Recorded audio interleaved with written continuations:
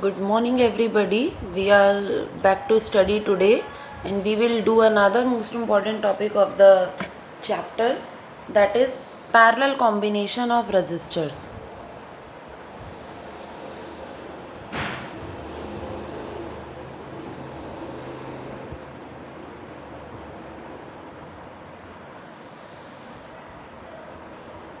Parallel combination of resistor. Yesterday we had done series combination of resistors, so today it's time to do parallel combination of resistors. Parallel combination का मतलब क्या होता है? जैसे दो points के बीच में ही हमें रेजिस्टेंस को कनेक्ट करना है.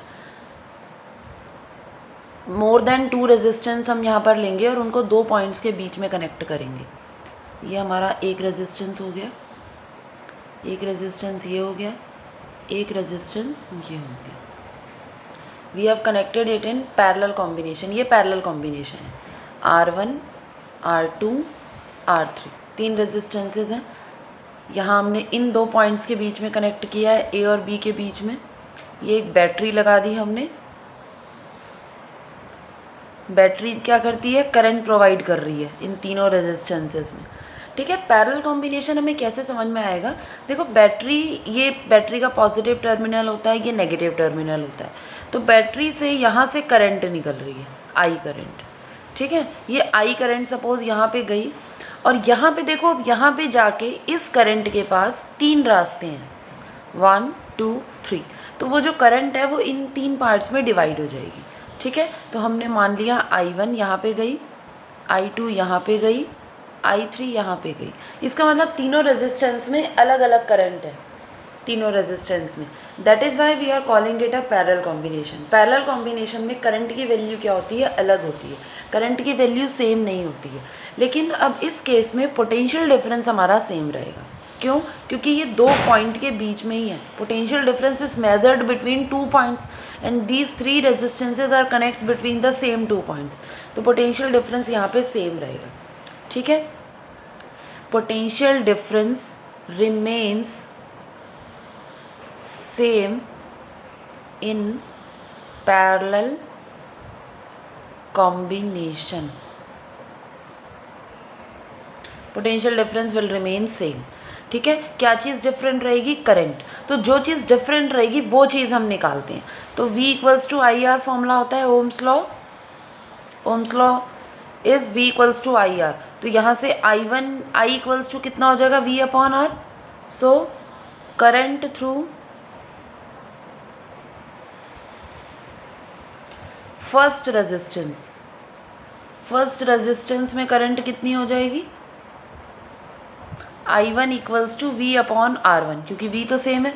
ऐसे ही सेकंड में V अपॉन R2, ऐसे ही थर्ड में V अपॉन R3. ठीक है. तो टोटल करंट कितनी हो जाएगी? I1 plus I2 plus I3. तीनों को ऐड कर देंगे. V upon R1, V upon R2, V upon R3. Taking V common, 1 upon R1 plus 1 upon R2 plus 1 upon R3. Okay. ये करंट होंगे.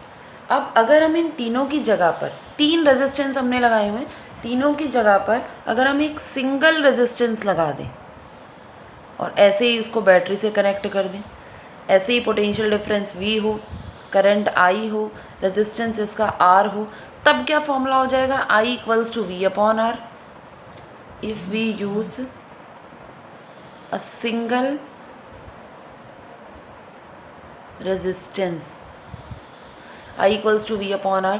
तो इस I की जगह पर इस इक्वेशन में V अपॉन R रख दो. V upon R equals to V 1 upon R1 plus 1 upon R2 plus 1 upon R3. तो यहाँ से V कैंसिल हो गया, V से V कैंसिल हो गया. तो क्या बचा हमारे पास? 1 upon R equals to 1 upon R1 plus 1 upon R2 plus 1 upon R3. This is the formula for finding the resultant resistance in parallel combination. तो सीरीज कॉम्बिनेशन में हमारे पास फॉर्मूला था R1 + R2 + R3, यानी कि वहाँ पे हमें क्या करना है, जितने रेजिस्टेंस है उनको डायरेक्ट ऐड कर देना है, बट यहाँ पे हमें क्या करना है, उनके रेसिप्रोकल को ऐड करना है। और यहाँ पे देखो आप एक चीज़ देखोगे कि जो रेजिस्टेंस की वैल्यू है वो कम आएगी, क्योंकि रेसिप्रोकल को ऐड करना है ना हमें। तो जो रिजल्टेंट रेजिस्टेंस होगा वो सबसे छोटे रेजिस्टेंस से भी छोटा होगा। R will be less than R1, R will be less than R2, R will be less than R3। तीनों से छोटा आंसर आएगा यहाँ पे। तो अगर हमें मिनिमम रेजिस्टेंस चाहिए then we will connect the resistor in parallel combination, और अगर हमें मैक्सिमम चाहिए तो हमें किस में कनेक्ट करना पड़ेगा, सीरीज में।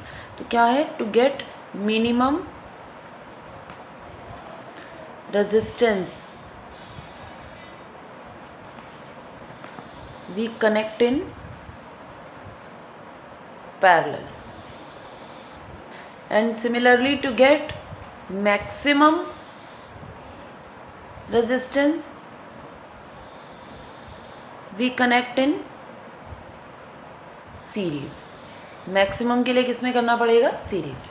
ठीक है, this is it, and you have to go through the video and make the notes properly।